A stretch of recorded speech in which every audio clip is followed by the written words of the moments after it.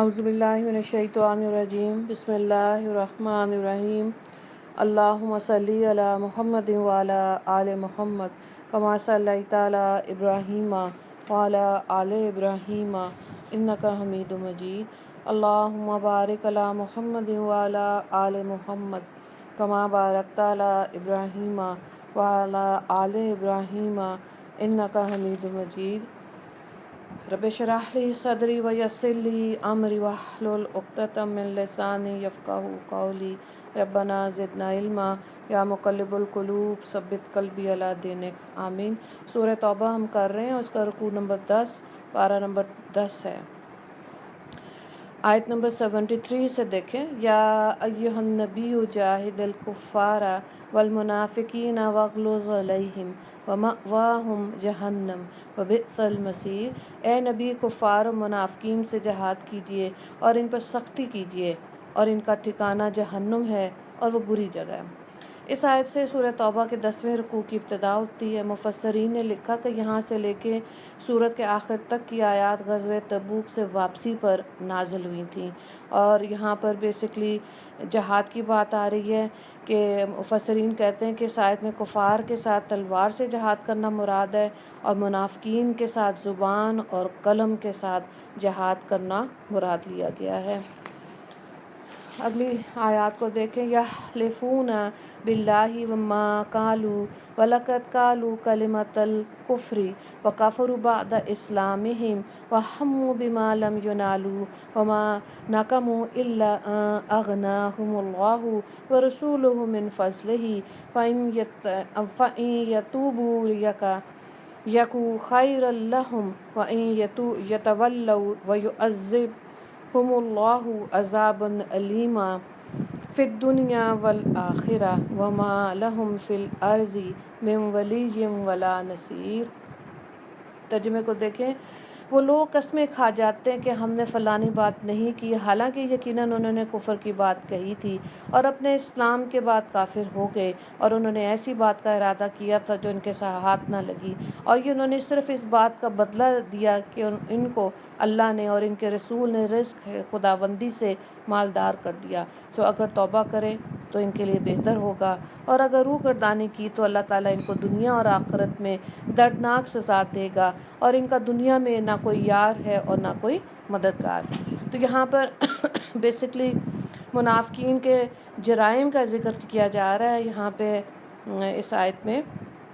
کہ ان کا پہلا جرم یہ کہ یہ کفر کی باتیں کرتے ہیں، پھر جب پوچھا جاتا ہے تو مکر جاتے ہیں، جھوٹی قسمیں کھاتے ہیں کہ ہم نے یہ بات نہیں کی۔ اور دوسرا جرم ان کا یہ ہے کہ یہ احسان فراموشی کرتے ہیں۔ تیسرا جرم منافقین کا یہ کہ بد عہدی کرتے ہیں اور اس کو ہلکا سمجھتے ہیں،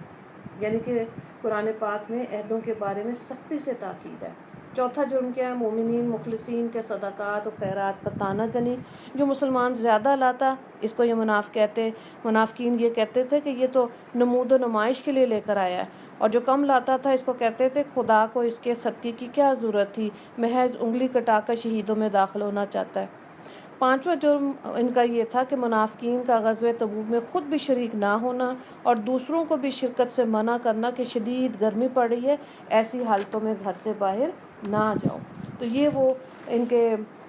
جرائم تھے جس کا ان آیات میں ذکر ہے۔ پھر یہاں آیت نمبر 74 کا شان نزول بھی ہے کہ تبوک سے واپسی کے موقع پر چند منافقوں نے نبی کریم صلی اللہ علیہ وآلہ وسلم کے متعلق سازش کی کہ فلاں گھاٹی سے آپ صلی اللہ علیہ وآلہ وسلم شب میں گزریں گے، سب مل کر آپ پر حملہ کر دیں، اور ہو سکے تو آپ صلی اللہ علیہ وآلہ وسلم کی زندگی کا ہی خاتمہ کر دیں۔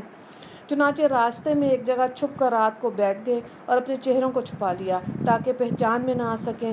حضور صلی اللہ علیہ وآلہ وسلم کے ہمراہ صحابیوں میں سے حضرت حذیفہ رضی اللہ تعالیٰ عنہ اور حضرت عمار رضی اللہ تعالیٰ عنہ تھے۔ انہوں نے ان منافقین کو مار کر پیچھے ہٹایا اور یہ بزدل منتشر ہو گئے۔ رات کے اندھیروں میں اور چہرے کے چھپے ہونے کے باعث یہ پہچانے نہ گئے۔ حضرت حذیفہ رضی اللہ تعالیٰ عنہ نے جب نبی کریم صلی اللہ علیہ وآلہ وسلم تک خبر پہنچائی تو آپ صلی اللہ علیہ وآلہ وسلم کو بذریعہ وحی معلوم ہو گیا کہ وہ 12 آدمی فلاں فلاں تھے، مگر آپ صلی اللہ علیہ وآلہ وسلم نے منع فرما دیا کہ کسی پر ظاہر نہ کریں۔ آپ صلی اللہ علیہ وآلہ وسلم نے مدینہ منورہ پہنچ کر ان کو بلایا اور پوچھا کہ تم نے ایسا مشورہ کیا تھا؟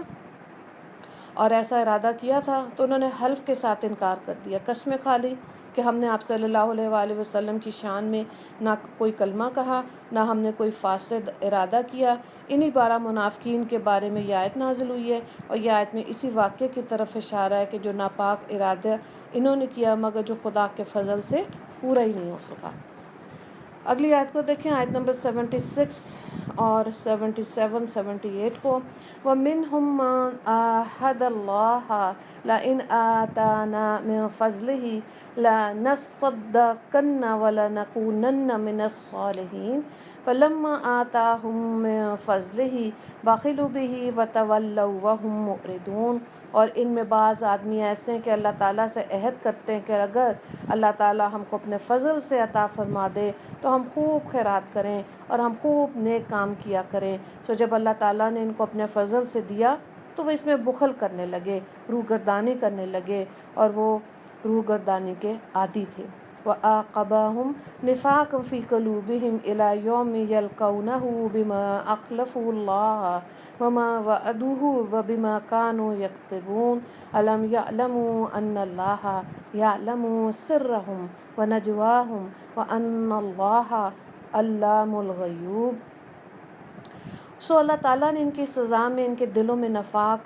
کر دیا جو اللہ کے پاس جانے کے دن تک رہے گا، اس سبب سے کہ انہوں نے خدا تعالیٰ سے اپنے وعدے میں خلاف ورزی کی، اور اس سبب سے کہ وہ جھوٹ بولتے تھے۔ کیا ان کو یہ خبر نہیں کہ اللہ تعالیٰ کو ان کے دل کا راز اور ان کی سرگوشی سب معلوم ہے، اور یہ کہ اللہ تعالیٰ تمام غیب کی باتوں کو خوب جانتے ہیں۔ تو یہاں پہ منافقوں کی بدعہدی کی بات آ رہی ہے، اور ایک منافق سلبہ جو ہے اس کے بارے میں آ رہا ہے کہ اس کا واقعہ یہاں پہ یہ ہے کہ آپ صلی اللہ علیہ وآلہ وسلم نے 2 صحابی مقرر کیے اور مسلمانوں سے وصول صدقات کی تحریر ان کو لکھ دی، اور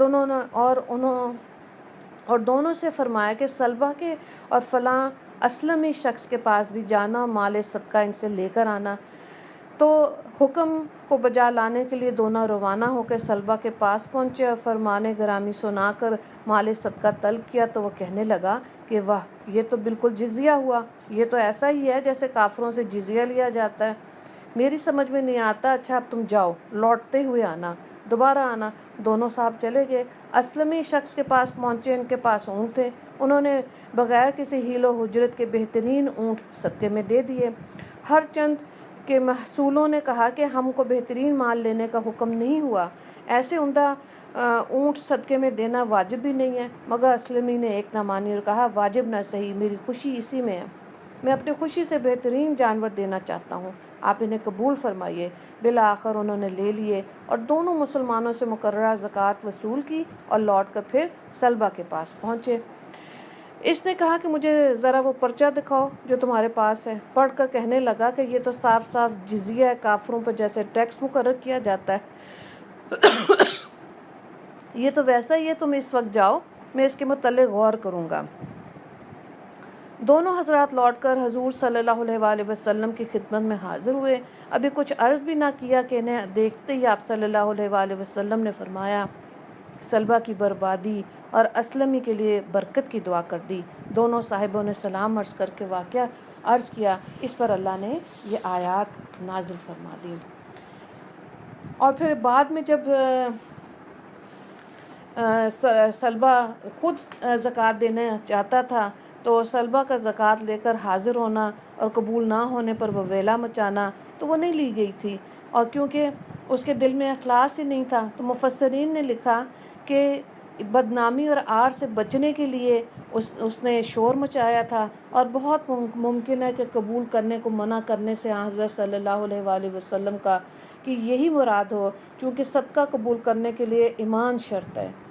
اور نص سے اس شرط کی نفی ہو رہی ہے۔ پھر اگر اخلاص ہوتا تو خود بھی مساکین کو زکوٰۃ دے سکتا تھا، لیکن اس کا از خود ادا کرنا کہیں منقول نہیں، یہ بھی خلوص نہ ہونے کی دلیل ہے۔ اور جب نبی کریم صلی اللہ علیہ وآلہ وسلم نے اس کی زکوٰۃ کو قبول نہ فرمایا تو ظاہر ہے کہ خلفائے راشدین نے بھی ان کی اپنے اپنے دور میں اس کی جو زکوٰۃ تھی وہ کبھی بھی قبول نہیں کی تھی، تو جب یہ خود آیا تو پھر ظاہر ہے اس سے نہیں لی گئی تھی۔ اگلی آیات کو دیکھیں، آیت نمبر 79 اور آیت نمبر 80 پہ، الذین یلمزون المطوعین من المؤمنین فی الصدقات والذین لا یجدون الا جہدہم فیسخرون منہم سخر اللہ منہم ولہم عذاب علیم۔ یہ ایسے ہیں کہ نفل صدقہ دینے والے مسلمانوں پر صدقات کے بارے میں تان کرتے ہیں، اور ان لوگوں پر جن کو بجز محنت و مزدوری اور کچھ میسر نہیں ہوتا، یعنی ان سے تمسخر کرتے ہیں۔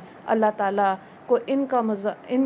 اللہ تعالیٰ ان کو اس تمسخر کا بدلہ دے گا اور ان کے لیے دردناک سزا ہوگی۔ استغفر لہم او لا تستغفر لہم ان تستغفر لہم 70 مرۃ فلن یغفر اللہ لہم ذلک بانہم کفروا باللہ ورسولہ واللہ لا یہدی القوم الفاسقین۔ آپ خواہ ان کے لیے استغفار کریں یا ان کے لیے استغفار نہ کریں، اگر آپ ان کے لیے 70 بار بھی استغفار کریں گے تبھی اللہ تعالیٰ ان کو نہیں بخشے گا، یہ اس وجہ سے کہ انہوں نے اللہ اور رسول کے ساتھ کفر کیا، اور اللہ تعالیٰ ایسے سرکش لوگوں کو ہدایت نہیں دیتا۔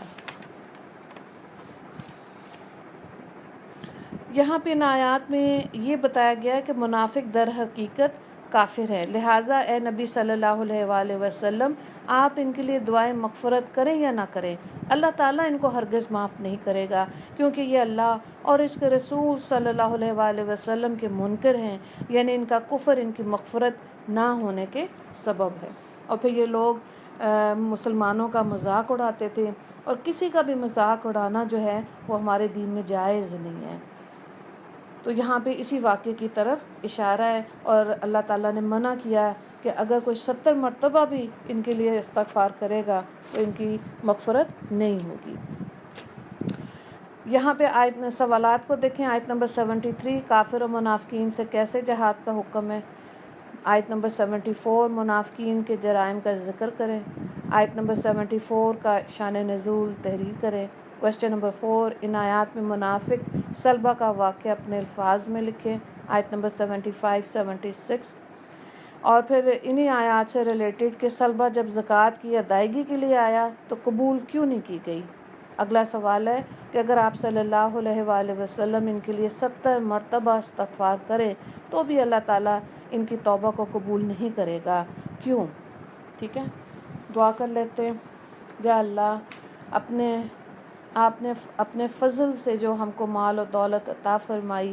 اس میں سے اپنی راہ میں مال خرچ کرنے کی ہمیں توفیق عطا فرما، اپنے گناہوں سے ہمیں رجوع کرنے کی توفیق عطا فرما۔ یا اللہ، ہمارے مردوں کو رزق حلال کمانے کی توفیق عطا فرما، ہمیں مرتے دم تک رزق حلال کھانے کی توفیق عطا فرما، اور آپ نے جو بھی ہمارے مال میں سے واجبات ہیں جو کہ ہم نے ادا کرنے ہیں، ان کو اخلاص کے ساتھ ہمیں ادا کرنے کی توفیق عطا فرما دیجیے۔ وآخر دعوانا ان الحمد للہ رب العالمین۔ اللہم اغفر للمسلمین والمسلمات والمؤمنین والمؤمنات۔ السلام علیکم ورحمۃ اللہ وبرکاتہ۔